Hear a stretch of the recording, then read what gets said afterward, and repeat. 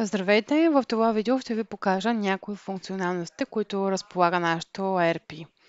Те се намират ето от тази страна. Първата е статистика. Това всъщност е първоначалната страница, която ви се появява винаги, когато влезете във вашия акаунт. В нея може да видите графика за деня, доставките за деня, взетите поръчки, очаквани плащания, нови оферти, проблеми, отказани оферти, печалба от завършени поръчки и печалба от активни поръчки. След това отиваме на раздел доставчици. И тук можем от този бутон добави да добавите различните доставчици, с които работите.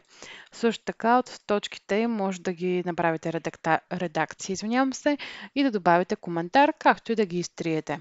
След това може да си ги подарите и по градове, ако търсите някой конкретен. И оттам отиваме на третото меню запитвания. Тук си вкарвате всички запитвания, които влизат към вас, пак по същия начин като добави. Вписвате цялата информация и вече може да ги филтрирате по статуси, по дати. Примерно, нека да разгледаме това запитване 1009. Ето тук от трите точки на виж. Натискаме. Избираме. Можем да променим самото запитване, да генерираме оферта към него, да направим поръчка или да го изтрим. Можем и да добавим коментар. Ето тук вече имаме една генерирана оферта. Можем директно да направим поръчка.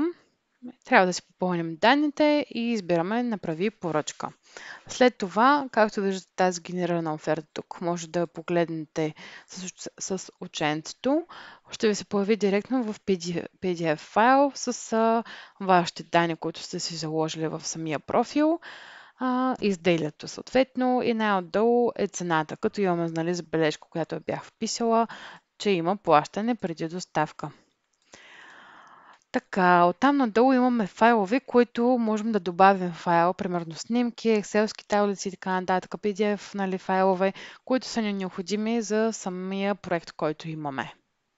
Останалите менюта ще ги разгледаме в други видеа. Благодаря ви!